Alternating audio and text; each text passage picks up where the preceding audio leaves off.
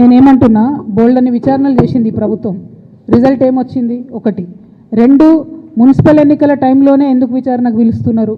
Municipal ఎన్నికల టైంలోనే ఎందుకు షో చేస్తున్నారు? ఇప్పుడు పబ్లిక్ అటెన్షన్ ఎందుకు డైవర్ట్ చేస్తున్నారు? ఎందుకంటే బీసీలు అడగద్దు, 42% మాకు ఎందుకు ఇవ్వాలని అడగద్దు. హైదరాబాద్ మహానగరంలో చాలా నగరాలలో ఎంత రిజర్వేషన్ వచ్చింది? 31% వచ్చింది.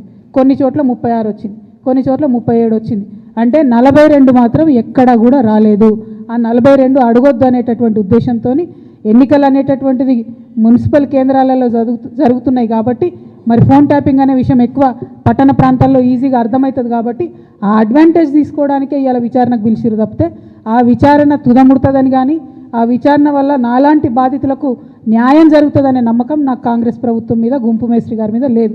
నేను 100% చెప్తున్నా, ఇది గుంపు మేస్త్రి గారు, గుంటనక్క గారు కలిసి బీసీ ప్రజలను మభ్యపెట్టడానికి ఆడుతున్నటువంటి నాటకం. Thank you. జై తెలంగాణ.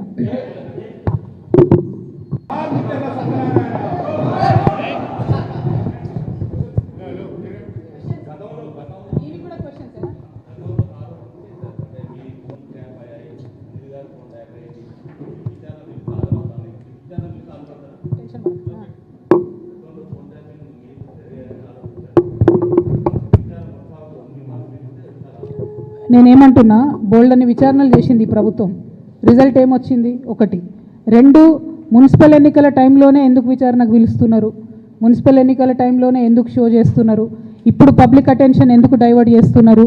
ఎందుకంటే బీసీలు అడగద్దు, 42% మాకు ఎందుకు ఇవ్వాలని అడగద్దు. హైదరాబాద్ మహానగరంలో చాలా నగరాలలో ఎంత రిజర్వేషన్ వచ్చింది? 31% వచ్చింది.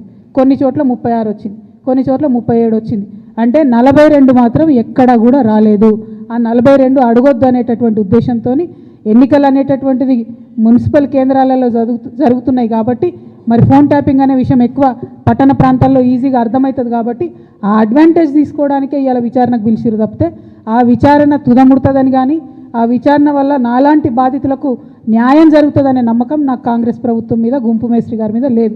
నేను 100% చెప్తున్నా, ఇది గుంపు మేస్త్రి గారు, గుంటనక్క గారు కలిసి బీసీ ప్రజలను మభ్యపెట్టడానికి ఆడుతున్నటువంటి నాటకం. Thank you. జై తెలంగాణ.